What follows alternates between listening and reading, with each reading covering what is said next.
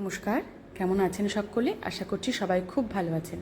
হজবহলের উপর নতুন ব্লগে তোমাদের সকলকে জানাই অনেক স্বাগত। তো চলো আগে রেডি হয়ে আসি। আর এই যে রেডি হয়ে চলে এসেছি, অকেশন ছিল সেদিন জন্মাষ্টমী। তো আজ বহুদিন পর আবার আমার পেজে ভ্লগ আসছে। মিডিলে অনেক রকম অনেক কারণে ভ্লগ দিতে পারিনি, সব কিছু ভিডিও করে রেখেছি। ইভেন আমার মোবাইলে আর স্পেস নেই, মানে সেই ভিডিওগুলো আপলোড না করতে পারলে আমি নেক্সট কোনো ভিডিও করতে পারছি না। বাট অনেক রকম অনেক পার্সোনাল কারণে দেন ওই শিফটিং যাওয়া আসা সব কিছু মিলিয়ে বেশ 1 মাস হয়ে গেল আমার পেজে কোনো ভ্লগ আসছে না। তো সেই জন্য আমি অনেক তোমাদের কাছে সরি ক্ষমা চেয়ে নিচ্ছি সবার কাছে। তো আজ থেকে আবার ভ্লগ আসতে চলেছে, সুন্দর সুন্দর সব ভ্লগ আসবে। লাস্ট ভ্লগ আমার পেজে ছিল, সেটা বাড়িতে গেছিলাম, বাড়ির পুজোর ব্লগ। তো সেই পুজোর ভ্লগগুলো খুব সুন্দর হচ্ছে, খুব সুন্দর হবে, খুব সুন্দর করে রেখেছি, বাট এডিট করে দিতে পারছি না। তো সেই ভ্লগগুলোও নেক্সটে আস্তে আস্তে করে পোস্ট হবে। বাট ভাবলাম যে যখন নতুন করে আবার শুরু করছি, তো একটা ভালো অকেশন জন্মাষ্টমী, সেটা দিয়েই না হয় শুরু করা যাক। তো জন্মাষ্টমীর দিন বেশ বিকেল দুজনে রেডি হয়ে দেখতেই পেলে বেরিয়ে গেছি এই মন্দির ঘোরার জন্য। প্রথমেই চলে এসেছিলাম কৃষ্ণ মন্দিরে, যেখানে এরকম ছোটোখাটো একটা মেলার মতন বসেছিল, বাচ্চাদের সব খেলনার জিনিসপাতি পাওয়া যাচ্ছিল। এই মন্দিরে আমি এর আগেও এসেছি আর তোমাদের সাথে সেগুলো শেয়ারও করেছি, হয়তো তোমাদের সেগুলো মনে আছে। তো আজ কৃষ্ণ মন্দির আমাদের বাড়ির কাছাকাছি, এই মন্দিরটাই আমরা জানি। তো সেই জন্য এই মন্দিরেই সবার প্রথমে চলে এসেছি। এখন দাঁড়িয়েছি বিশাল বড় লম্বা একটা লাইনে। তো জানি না কতটুকু ঠাকুর তোমাদের দর্শন করাতে পারবো, বাট চেষ্টা করব আমি তোমাদের সাথে সবটা তুলে ধরার। আর পুরো ব্লগটা দেখতে হবে, কারণ ভীষণ সুন্দর একটা আকর্ষণীয় জিনিস তোমাদের জন্য অপেক্ষা করছে, যেটা আমার সেদিনের বেস্ট কি বলবো, মানে বড় একটা প্রাপ্তি ছিল। আমার বহুদিনকার একটা ইচ্ছে সেদিন পূরণ হয়েছিল, যেটাও শেয়ার করবো এই ব্লগের মাধ্যমেই। তো অবশ্যই সম্পূর্ণ ব্লগটা কিন্তু তোমাদের দেখতে হবে। তো এই যে চলে এসেছি কৃষ্ণ মন্দির, আর দেখো কি সুন্দর করে সাজিয়েছিল সম্পূর্ণ মন্দিরটা।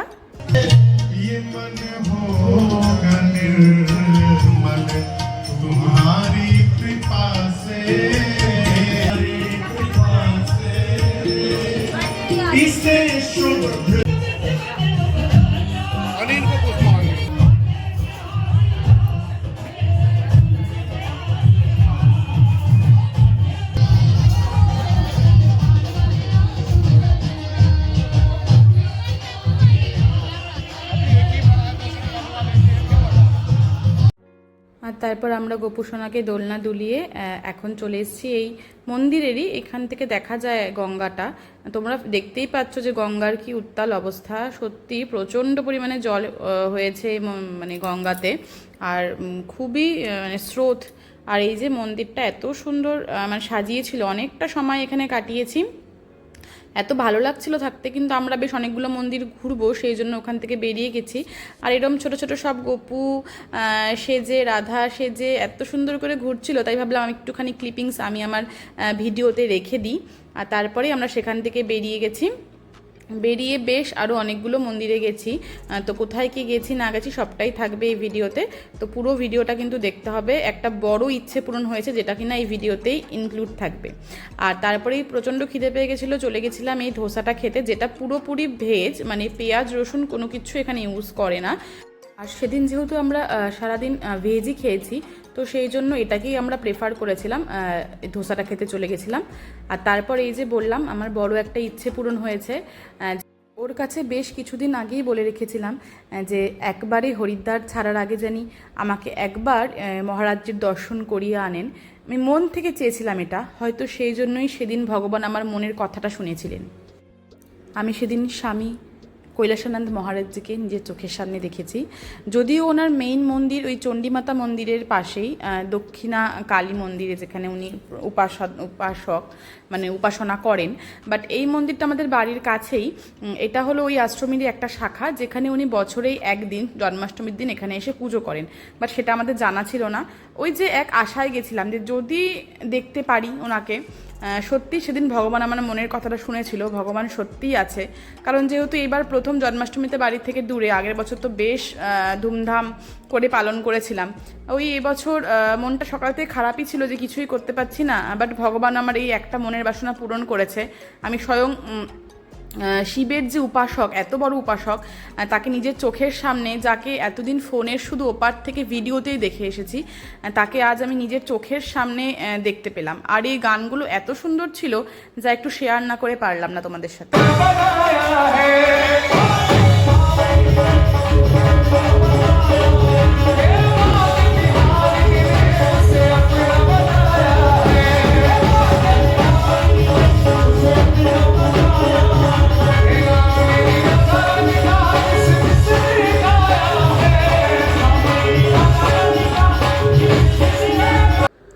আর এই যে অপেক্ষার অবসান, যার জন্য ওই আশ্রমে সেদিন সবাই একত্রিত হওয়া, ঠিক সেই সময়কার অবসান আমাদের সবার মনেই ঘটেছে। ওই যে তার আগমন ঘটছে, যিনি সত্যি এক কথায় এক অসম্ভব ভালো মনের মানুষ। তার কথা বলার মতন কোনো ভাষা হয়তো আমার কাছে নেই, বাট আমি ওনাকে দেখে সত্যি নিজেকে সেদিন ধন্য মনে করেছিলাম যে তার সান্নিধ্যে আমি কিছুটা সময় থাকতে পেরেছিলাম।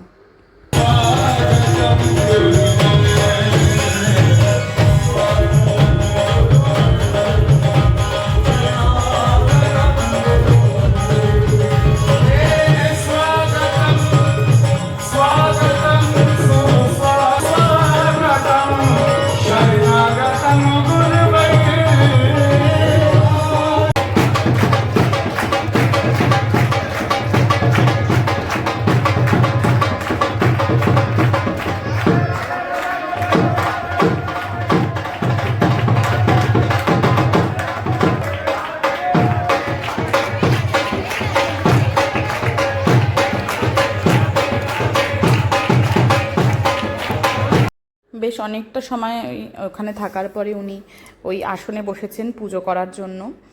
উনি তখন বলছিলেন যে উনি তো সবাই তোমরা জানো মোটামুটি যে ওই শ্রাবণের গোটা 1 মাস উনি 22 ঘন্টা শিবের অভিষেক করে। ঠিক রাত মানে ভোর 3টেতে উনি বসে, রাত 11টা পর্যন্ত উনি অভিষেক করেন। সেদিন উনি সমস্ত কিছু বলেছিলেন, যার জন্যই আমি এইটুকু জানতে পেরেছি। তো তারপর উনি আর ঠিক 7 দিন পরেই জন্মাষ্টমী থাকে। তো ওনার নাকি সবসময় মনে হয় যে ওই আসনে গিয়ে হয়তো তিনি বসতে পারবেন না, কারণ তার পা এতটাই ব্যথা থাকে, যেহেতু কন্টিনিউ এতক্ষণ বসে থাকতে হয়। আর ওই 1 মাসের মধ্যে তিনি মাত্র 1 লিটার জল খেয়ে থাকেন। হ্যাঁ, যেহেতু ওই আসন ছেড়ে উনি উঠতে পারেন না, আর মৌনব্রত থাকে ওনার, ধ্যানে বসেন, অভিষেক করেন। তো সেই জন্য ওনার প্রতিবারই মনে হয় যে হয়তো উনি জন্মাষ্টমী পুজোটা করতে পারবেন না বা এই আসনে বসতে পারবেন না। কিন্তু যখনই নাকি উনি এই আশ্রমে পা রাখেন, তখনই নাকি ওনার আসন সেজে ওঠে। মানে এটা ওনার কথা যে উনি তখন সমস্ত রকম ব্যথা ভুলে সেই কানহার ধ্যানে মগ্ন হয়ে যায়। তারপরেই কানহাকে অভিষেক করিয়ে তাকে সাজানো চলছিল। সে কত কিছু দিয়ে যে তাকে অভিষেক করালো, সব কিছু তো এত দূর থেকে ক্যামেরাবন্দি করে রাখা যায় না। যতটুকু আমি পেরেছি ততটুকু শেয়ার করেছি। আর এখন চলছিল সাজানো, আর ঠিক রাত 12টায় তাকে বসানো হবে তার দোলনাতে।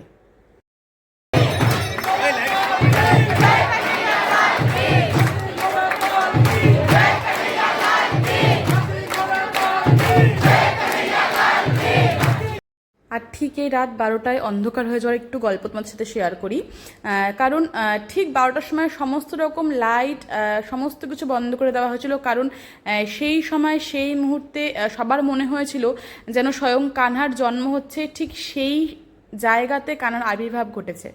যার জন্য সমস্ত কিছু তখন অফ করে দেওয়া হয়েছিল। ইভেন মোবাইলের কোনো রকম ফ্ল্যাশও জ্বালাতে দেওয়া হয়নি। তো এই ব্যাপারটা আমার খুব ভালো লেগেছিল, কারণ কখনো তো এইভাবে জন্মাষ্টমী পালন করা দেখিনি। তো এই ব্যাপারটা আমার খুব ভালো লেগেছে। সবাই মনের আনন্দে নাচ করে চলেছে, এত সুন্দর সবাই মেতে উঠেছিল সমস্ত রকম দিক থেকে, খুব ভালো লাগছিল।